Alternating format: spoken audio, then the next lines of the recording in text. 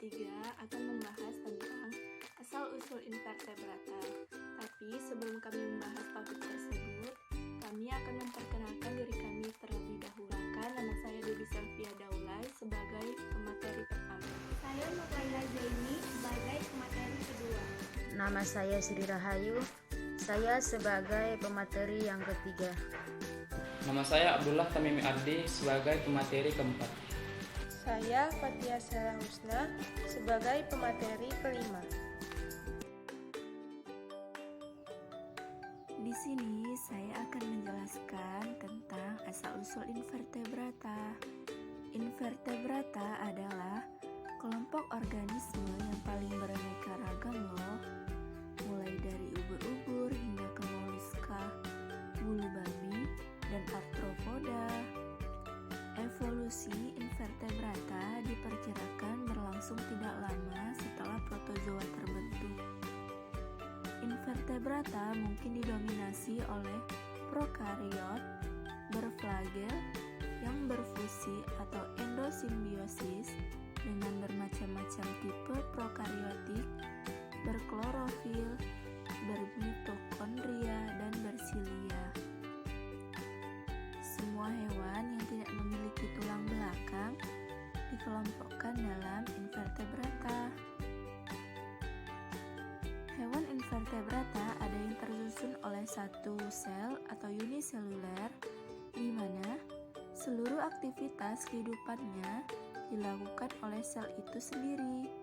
Sedangkan hewan invertebrata yang tersusun oleh banyak sel atau multiseluler, selnya mengalami diferensiasi. Binatang-binatang yang masuk dalam kelompok ini mempunyai variasi yang sangat luas tanpa memperhatikan ukuran, bentuk, ciri-ciri morfologi, dan hubungan filogenetisnya. Sehingga contoh-contoh hewan seperti cacing, belalang, spong, koral, kepiting, bintang laut satu sama lain tidak mempunyai kesamaan struktur yang spesifik, tetapi meskipun demikian semuanya termasuk invertebrata.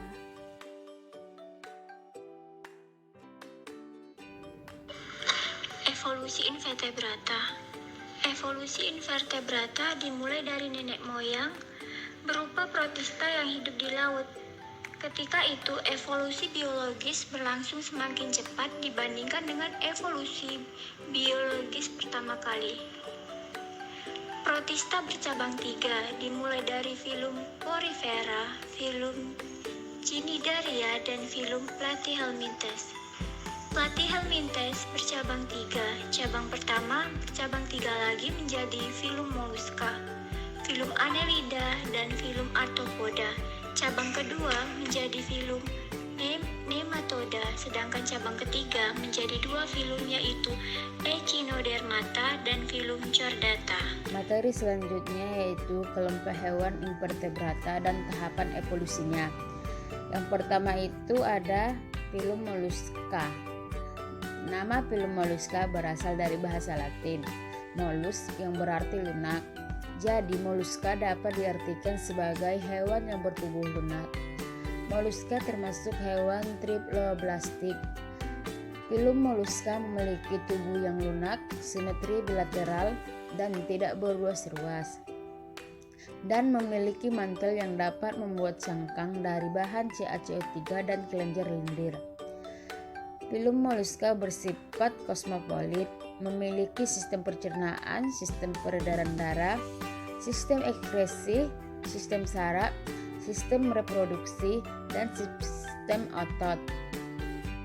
Nah, alat-alat tersebut dibungkus oleh mantel yang terbuat dari jaringan khusus.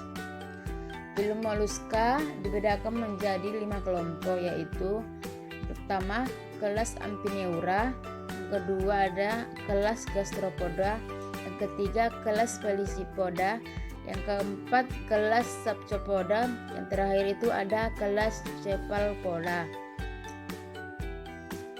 Kelas filum moluska yang terbesar adalah Gastropoda. Contoh spesiesnya yaitu siput. Siput memiliki dari 40.000 spesies yang hidup. Sebagian besar gastropoda adalah hewan laut, tetapi banyak juga spesies air tawar. Bekicot adalah salah satu hewan yang beradaptasi di darat.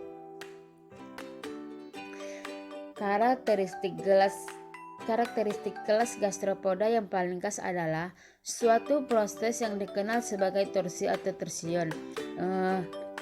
Selama perkembangan embrionik, suatu otot asimetris terbentuk dan satu sisa dari massa visceral tumbuh lebih cepat dibandingkan dengan yang lain. Kontraksi otot tersebut dan pertumbuhan tidak merata, menyebabkan massa visceral berotasi sampai 180 derajat. Demikian sehingga anus dengan rongga mantel ditempatkan di atas kepala pada hewan dewasa. Beberapa ahli geologi berspekulasi bahwa keuntungan dari orsi adalah untuk menempatkan massa visceral dan cangkang yang berat lebih ke tengah pada tubuh keong itu.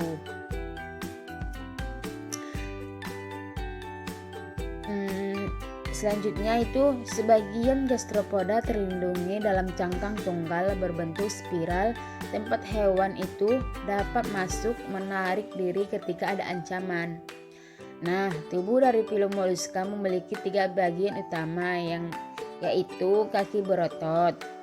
Umumnya digunakan sebagai pergerakan. Yang kedua itu ada massa visceral yang mengandung sebagian organ-organ internal.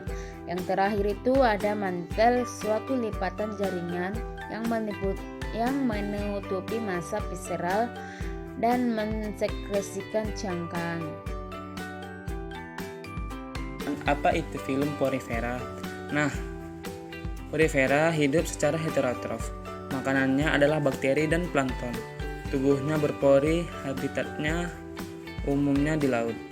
Fosil dari semua jenis telah ditemukan di batuan dari 580 juta tahun yang lalu. Fosil yang umum di batuan dari 530 sampai 490 juta tahun yang lalu. Ini dianggap sebagai tipe spons. Porifera yang ditemukan menunjukkan bahwa spons adalah satu hewan yang pertama kali muncul di bumi. Filum Cnidaria. Cnidaria atau Coelenterata adalah sebuah filum yang terdiri atas sekitar 1000 spesies hewan sederhana yang hanya ditemukan di perairan, kebanyakan dari lingkungan laut. Tubuh Cnidaria terdiri atas mosaklea, suatu bahan tak hidup yang mirip jeli, terletak di antara 2 lapisan epitelium yang biasanya setebal 1 sel. Ciri khasnya adalah nidosit yang merupakan sel terspesialisasi untuk menangkap mangsa dan membela diri. Fosil Cnidaria telah ditemukan di batuan yang terbentuk 580 juta tahun yang lalu, dan fosil lain menunjukkan bahwa koral sudah ada tak lama sebelum 490 juta tahun yang lalu dan menjadi beraneka ragam beberapa juta tahun kemudian. Sengat ubur-ubur membunuh beberapa ratus orang pada abad ke-20, dan ubur-ubur kotaklah yang sangat berbahaya. Terumbu karang telah lama dianggap penting secara ekonomi sebagai tempat memancing. Yang terakhir, filum Chordata. Chordata umumnya disebut tunicata. Sebagian besar tunicata adalah hewan laut yang diam menempel ataupun sesel pada batuan, galangan kapal, dan sampan. Tunicata hanya sedikit sekali menyerupai Chordata. Hewan ini tidak menunjukkan adanya notochord. Juga tidak terdapat tali saraf ataupun ekor. Hanya celah faring yang menunjukkan tunicata dengan Chordata lain.